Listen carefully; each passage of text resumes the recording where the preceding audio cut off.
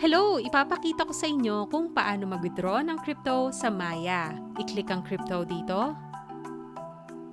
So, nandito tayo sa crypto page. Ito yung portfolio ko.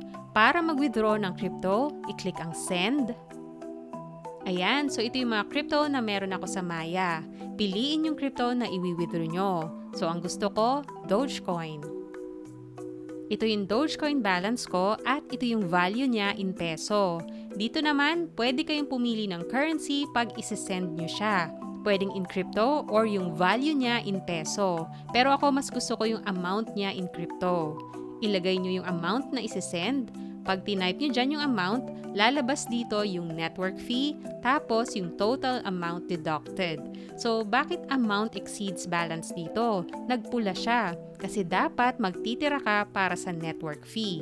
Pwede rin kayong maglagay ng amount by percentage or kung ilang porsyento ng balance nyo ang i-withdraw nyo.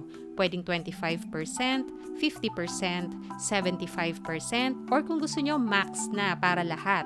So, automatic magko-compute siya dito ng network fee at total amount deducted.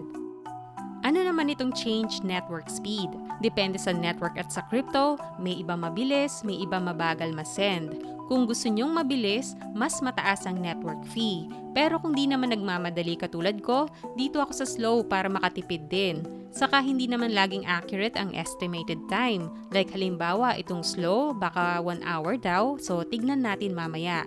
Naka-default naman siya sa slow. Pero may ibang crypto talaga matagal pa process ang withdrawal. By the way, nagbabago din ang fee. Itong network, Dogecoin sa akin, so tandaan nyo rin ito, same network dapat. Next, para sa crypto address ng crypto na gusto nyong i-withdraw, pumunta sa crypto wallet or sa exchange na napili nyo. In this case, magsisend ako sa Binance. Kung wala pa kayong Binance account, nasa description ng links kung paano ito. Okay, i-click natin ang deposit. Pwede rin naman sa Binance Wallet. May deposit din naman nakalagay doon para lang mas mabilis. Kung ibang crypto wallet ang pagsisendan nyo, dun kayo sa receive. Okay, dito ako sa deposit crypto. Then, piliin or hanapin nyo yung crypto na isisend nyo dito. So, sa akin, Dogecoin. Then, pili kayo ng network. Dapat tama din ito. Katulad ng sabi ko kanina, same network dapat. So, Dogecoin network ang sa akin. Pag nagkamali kayo ng network or ibang crypto yung napili nyo, hindi parehas sa i-withdraw nyo sa Maya, baka hindi nyo na ma-recover yon. Okay, so lalabas yung crypto address. Pwedeng i-scan, pero mas preferred ko na kopyahin yung tamang crypto address. Click natin ito para ma-copy. Yan. Then, balik tayo sa Maya Crypto. Tapos, i-paste nyo dito yung address na kinopya nyo sa crypto wallet nyo. Yan, okay, continue. Sunod, i-check nyo lahat ng detalye, then confirm. Okay, pinoproseso na. Tapos, mag-view status tayo. So, processing nga. Balik tayo sa crypto wallet or exchange. Dito sa Binance, i-check nyo dito sa wallet section sa spot. So, wala pa. Pwedeng i-search dito. Okay, wala pa. Antayin lang.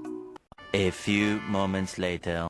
Okay, wala na sa portfolio ko yung Dogecoin kasi winidraw ko na lahat. Completed na siya. Nakatanggap din ako ng notification from Maya na na-send na or na-withdraw ko na yung crypto. Within 5 minutes yon kahit nakaslow ako. Pag ganito, i-check nyo na sa crypto wallet nyo. Ako chinek ko sa Binance Wallet, nakalagay naman dito na may pinoproseso pa na deposit. So, sa spot siya i-check. Makakatanggap din kayo ng notification from your wallet na naka-receive kayo ng crypto doon. So, yung sa akin, nandito na yung Dogecoin ko from Maya Crypto.